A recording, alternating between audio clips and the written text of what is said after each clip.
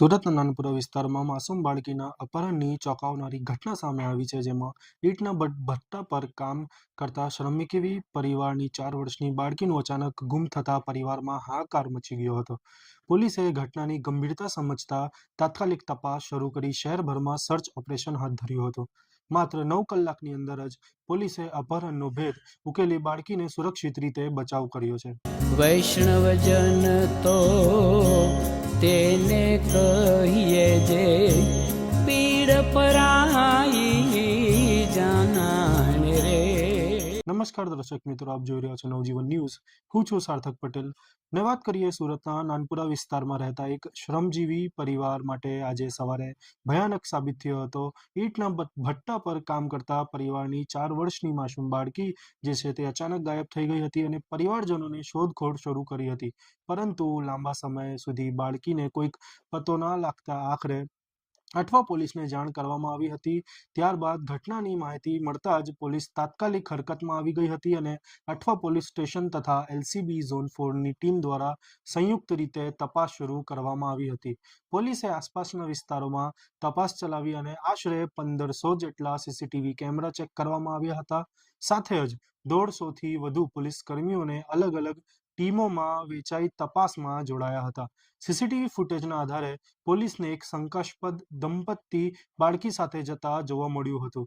ત્યારબાદ પોલીસે તેમની શોધખોળ શરૂ કરી હતી અને પોલીસની સતત તપાસ અને ટેકનિકલ અને એનાલિસિસ આધારે આરોપી સુધી પહોંચી જવામાં સફળતા મળી રહી હતી. તપાસ દરમિયાન જાણવા મળ્યું હતું કે આરોપી મીના વસાવા અને તેનો પતિ સુનિલ વસાવા ભિક્ષા માંગીને જીવન નિર્વાહ કરતા હતા. તેઓ ખાસ કરીને મુસ્લિમ વિસ્તારોમાં ભિક્ષા માંગવા જતા હતા અને બાળક સાથે હોય તો વધુ ભિક્ષા મળે હોવાનું માન્યતા રાખતા હતા.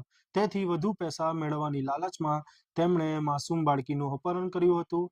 પોલીસે તપાસ દરમિયાન બારડોલી આઉટપોસ્ટ નજીક રેલવે પ્લેટફોર્મમાં છેડો આવેલા ઝાડી ઝાંખરામાંથી બાળકીને સુરક્ષિત રીતે બચાવ કર્યો હતો. ત્યારબાદ બંને આરોપીઓને ઝડપી પાડવામાં આવ્યા હતા. આ સમગ્ર ઓપરેશનના અઠવા પોલીસ અને LCB ઝોન 4ની ટીમે ઝડપ કામગીરી કરી માત્ર 9 કલાકમાં જ ગુનાનો ભેદ ઉકેલી બાળકીને બચાવ કર્યો હતો. હાલ પોલીસ આરોપી દંપતીને ધરપકડ કરી વધુ તપાસ હાથ ધરી છે. આવો સાંભળીએ આ મામલે અઠવા પોલીસ ઇન્સ્પેક્ટરે શું કીધું.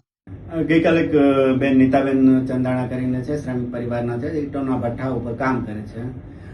તેમણે આવી અને તેમની દીકરી 4 મહિનાની એમને કોઈ દ્વારા અપહરણ કરવાનું એવી જાહેરાત કરવામાં આવેલી છે, જેથી ઉપરી અધિકારી શ્રીને જાણ કરવામાં આવી. અમારા જોનપુર સાહેબને અને મદદનીશ પોલીસ કમિશનર શ્રીને જાણ કરી અને એ અંગે અમે અઠવા પોલીસ લાઇન દ્વારા ફરિયાદ દાખલ કરવામાં આવેલી છે. ફરિયાદ દાખલ કરી અને બાળકની ઉંમર નાની હોય તાત્કાલિક પોલીસ હરકતમાં આવી છે.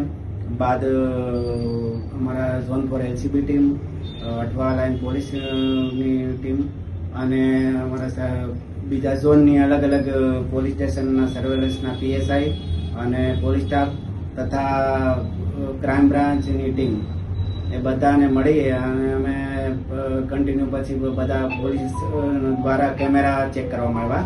કેમેરા ચેક કરવાથી એક શંકાસ્પદ જે બેન હતા જે ગુમ હતા એ પણ નહોતા ત્યાં જગ્યા પર, એટલે એ બેન ફૂટેજમાં દેખાતા હતા, જેને આપણે ફરિયાદીને બતાવવામાં આવ્યા. ફરિયાદીએ વેરીફાઈ કર્યા પછી અમે બધા CCTV કેમેરા એડવાન્સ ચેક કરતા ગયા અને અમે એમના અહીંથી ત્યાં જતા સુધીમાં લગભગ 3 રિક્ષાઓ અલગ અલગ બદલી અને એક ગલીમાંથી બીજી ગલીમાં એમ કરીને પોલીસને નજર ચૂકવવા માટે ફરતા રહ્યા. અને બાદમાં અમે એ જ ટાઈમે બીજી ટીમ અમે રેલવે સ્ટેશન, બસ સ્ટેશન ઉપર પણ CCTV ફૂટેજ ચેક કરવા માટે મોકલી હતી. પછી અમે આગળ તપાસ કરતા કરતા ઉધનાના રેલવે સ્ટેશન સુધી પહોંચ્યા અને ઉધના રેલવે સ્ટેશન પાસેથી અમારા ડિસ્ટ્રિક્ટના PSI મહિડા સાહેબ છે, તેમને હ્યુમન ઇન્ટેક્ટ મળી કે આ ટાઈપની જે મહિલા છે એમની પાસે બાળક હતું અને એક ટ્રેનમાં ગઈ છે. પછી ટ્રેનમાંથી અમે તપાસ કરતા કરતા આગળ હ્યુમન સોર્સથી બધાને તપાસ કરતા કરતા અમે બારડોલી સુધીનું અમને મળી કે બારડોલીમાં છે. અમારા સર્વેલન્સ સ્ટાફના PSI અને બીજા માણસોને સર્વેલન્સના અમે ત્યાં બારડોલી મોકલ્યા. ત્યાંની રેલવે પોલીસનો પણ સંપર્ક કર્યો અને આખરે અમે બંને આરોપી છે સુનિલ રતિલાલ વસાવા અને મીનાબેન વસાવા એમને અમે પકડી ત્યાંથી થઈને અહીંયા લાવેલા છીએ. અને પછી પૂછપરછ દરમિયાન એવું ખબર પડી કે આ લોકોનું બાળકી લઈ જવા પાછળનો હેતુ ભીખ માગવાનો અને બે બાળકીને લઈને ભીખ માગવાનો હતો. સાહેબ, આ જે આરોપી છે શું કામ ધંધો કરે છે? એ લોકો ઓળખે છે ખરા? એ આરોપી પણ આમ તો છૂટક મજૂરી કરે છે આ ઈંટોના ભઠ્ઠા પર, અને આમને કોઈ પરિચય નહોતો. એ લગભગ પહેલી બીજી વાર જ એમનો પરિચય થયો છે ત્યાં. અગાઉ કોઈ ગુના છે ખરા આ લોકો? ના, હાલ તો નહીં, કોઈ ગુના નહીં. એ લોકોને સંતાન છે ખરું? આ બેન જે બેન છે ને એમને કોઈ સંતાન નહીં, જે આરોપી બેન છે. ભિક્ષાવૃત્તિ કરાવડાવવાનો ઈરાદે લઈ ગયા એટલે એવી પણ એ લોકો પ્રવૃત્તિ કરતા હતા કે રસ્તા ઉપર વિકસી ગઈ?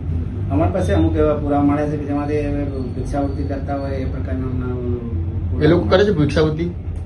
જી, એ પ્રકારના અમારી પાસે પુરાવા મળ્યા છે. એટલે એ આધારે અમે એમને ભિક્ષાવૃત્તિ કરે છે એ બાબતે કલમ ઉમેરો કરવામાં આવે છે. પોલીસની ઝડપ કામગીરીના કારણે માસૂમ બાળકીનો સમયસર બચાવ શક્ય બન્યો છે. સમગ્ર ઘટનાઓ શહેરમાં ચકચાર મચાવી દીધો હતો. ત્યારે હવે પોલીસને આરોપી દંપતી પાસેથી વધુ માહિતી મેળવવા માટે પૂછપરછ કરી રહી છે. અને આવા જ મહત્વના સમાચાર જોવા માટે જોતા રહો નવજીવન ન્યૂઝ. સુરતથી સાર્થક પટેલની રિપોર્ટ.